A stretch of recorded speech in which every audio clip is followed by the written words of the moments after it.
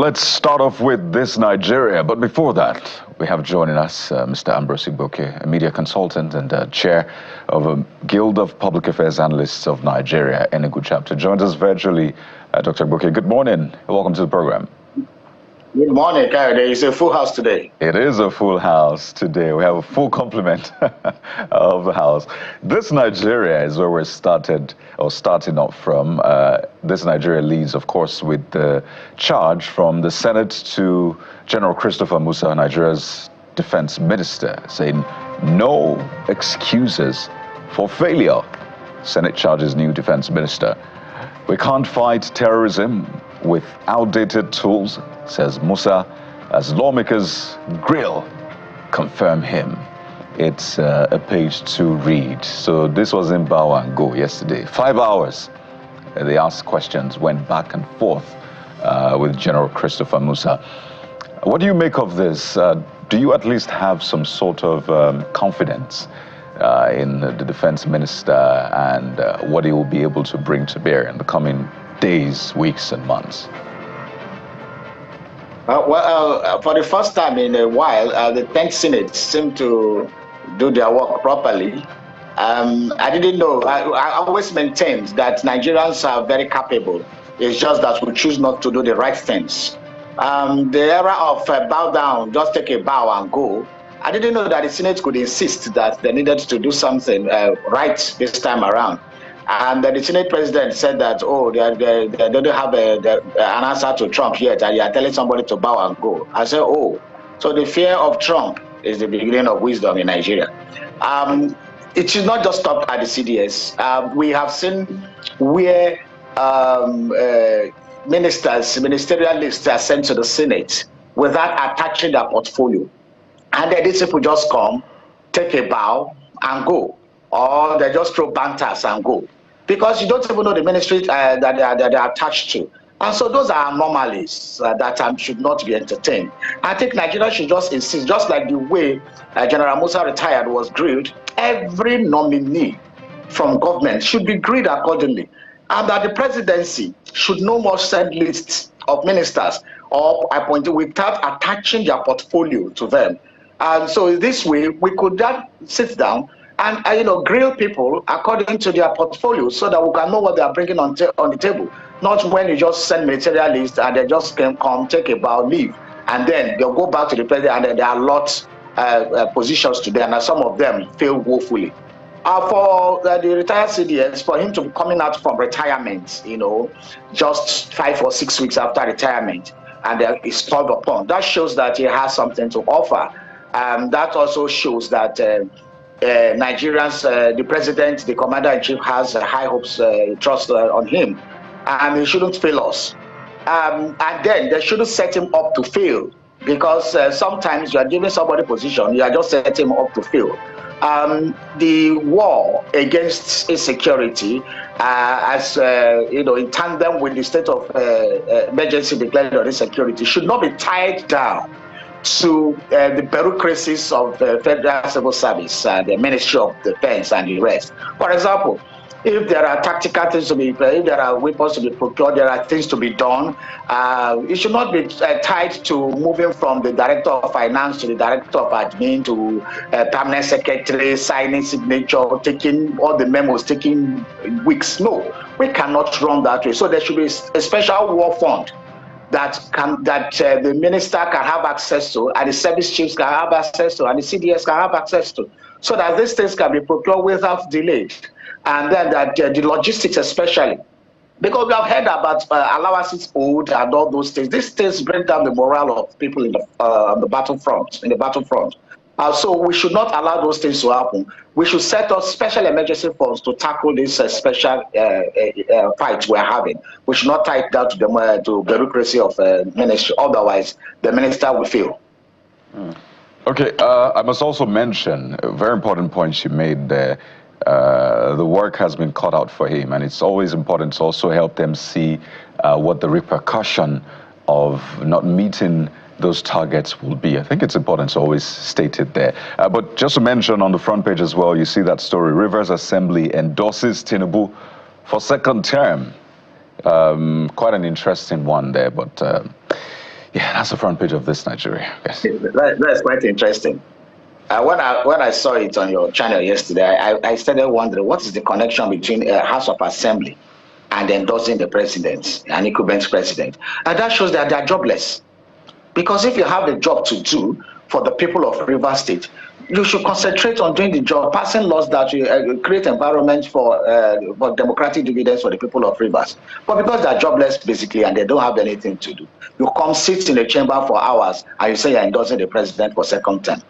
When you are not a political party, when you are not a political movement, you are a House of Assembly. So that means I don't even understand the status or the decorum or the sanctity of where they are sitting. It's very unfortunate. Interesting, position coming there.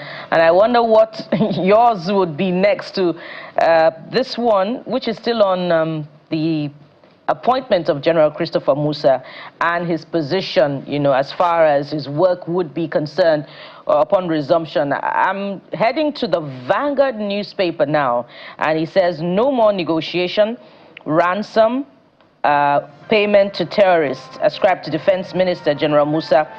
Reps seek transparent prosecution of terrorism-related cases. That's the first of the riders. Senate backs death penalty for kidnappers, financiers, informants, others. Open trial of terrorists won't change anything. That's ascribed to lawyers. I wonder if you agree with this and the others of the riders. But more importantly, Dr. Ebuke, the new defense minister is up against a minister of state who has been trending in the last 48 to 72 hours in a video where he made comments on the fight against banditry while he was governor of Zamfara State, where he said, we shouldn't be quick to make conclusion that all Fulani are terrorists, that sometimes it is what they have gone through that is responsible for their resort to criminality, and that sometimes in those cases the military had raided some of their structures, hence their resort to criminality, which a lot of Nigerians condemned as a form of justification for criminality, for a resort to criminality and banditry. And he will be working with General Musa, who says, this is my approach. What are your thoughts on what may transpire, particularly against the backdrop of reports that things were not quite rosy between the Minister of State and the immediate past minister? I'm still surprised that the Commander-in-Chief, President Ahmed Bola Tinubu, have not sacked the Minister for State, or as they say at that level, ask him to resign so that they can resign on another health ground or family issues, so that he can give way. Because his utterances, his antecedents does not suggest that he wants to really fight this battle. He's making excuses from the statements. He's making excuses for terrorists that are killing thousands of Nigerians. And you are making a minister for defense for state, so he shouldn't be there at all. So I suggest, and Nigerians have recommended, that he should be sacked as well immediately. But again, I think I trust the powers of. Thank God that General Christopher Musa retired is not Minister for State for Defense. He is the Minister for Defense, and that gladdens my heart a lot, because the Minister for State for Defense can be retired without. It can be made very, very ineffective by the minister, by the substantive minister, the way things work out up there. So it is left for General Musa, if this man who is sympathetic to the plight of the terrorists is in the ministry with him and is disturbing him, he can quietly just put him in the corner and make sure that no memos or files or discussions. In fact, you should not even invite him for a meeting.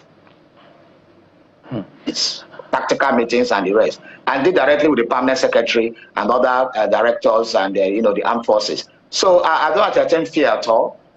If he constitutes, then General Musa has the capacity to lay some intelligence on the Minister for State and try to find out what is it up to. And if he finds him culpable, it's not the one that appointed him, so he may not have the powers to remove him. But he can render him very, very ineffective and keep him in the dark. And that is so that he will not sabotage this effort, renewed effort we are hoping that will happen.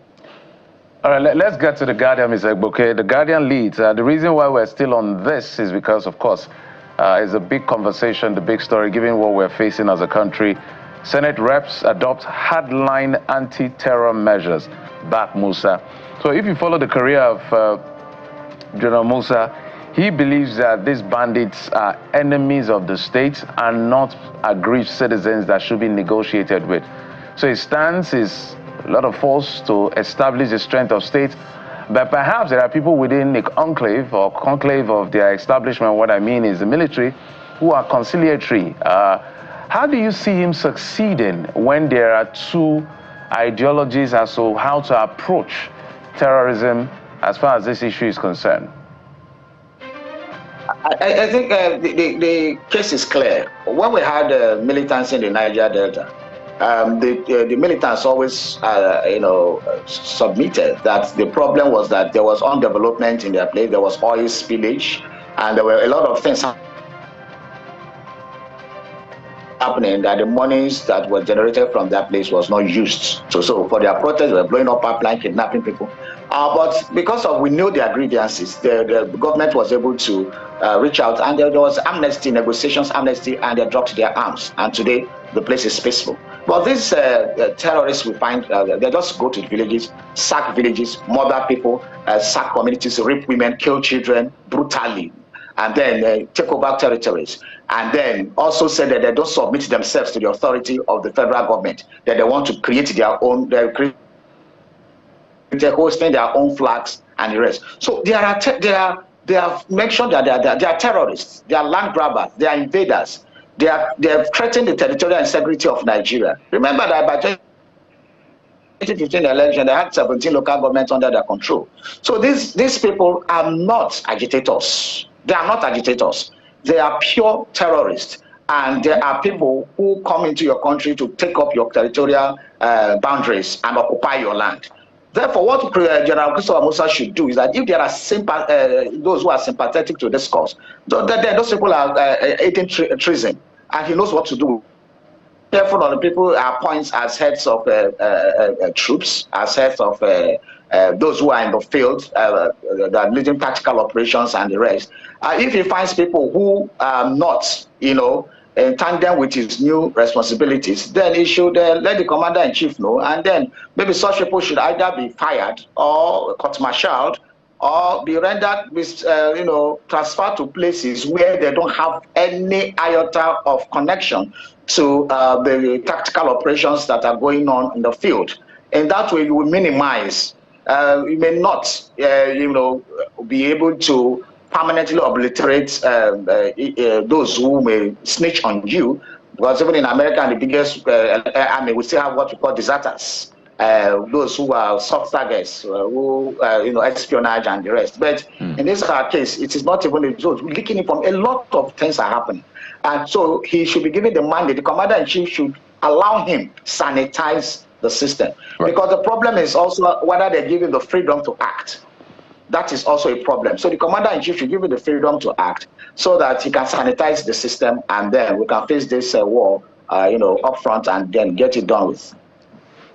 Okay, New Telegraph is next, Dr. Egboke, and you referenced the U.S. earlier on, and you see targeted killings. U.S. imposes visa restrictions on religious freedom violators in Nigeria.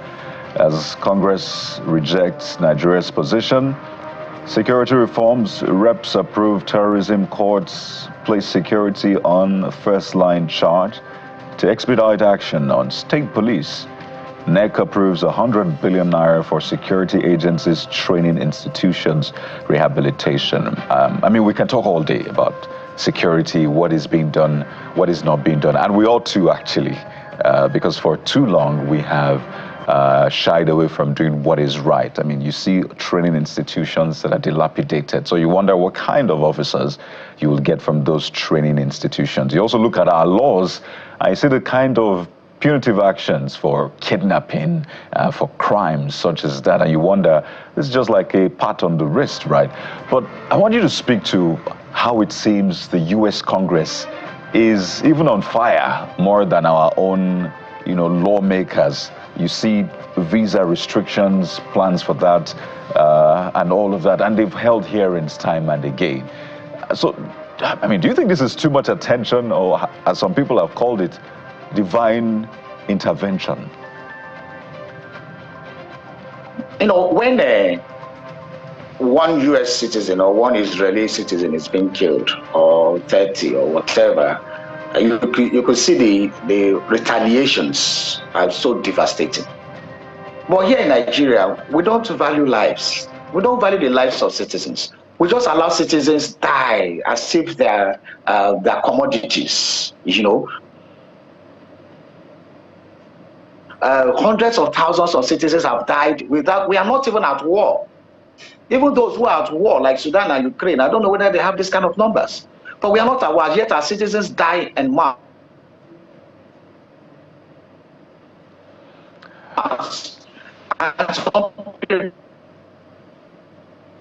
Because our own government did not act, we now think that the US government is overacting. It's not true. It's because of the docility of the subsequent government over the years that is making because it become a global issue. Genocide is a global issue. It's not restricted to the country. That's why when there was genocide in Rwanda, the world intervened. When there were issues in Gaza, the bomb is becoming too much. The world was intervening until the first American president to block. When there was Serbia and Montenegro, when all these things, when there is genocide in the world begins to take note. They don't leave it anymore to the sovereign nations. And that is what Nigeria have got into. So there's nothing, they're not too pushful. The Congress feels that people who are enablers of this should continue.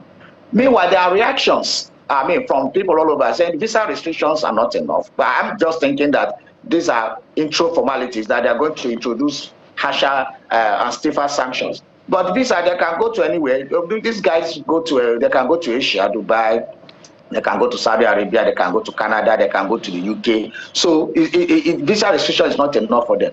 People have advocated that they should seize their assets in anywhere in the world.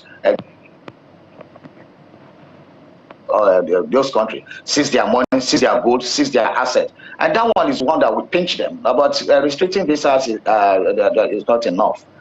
Because these people have caused a lot of damage to our security, to our citizens, and they are still causing damage.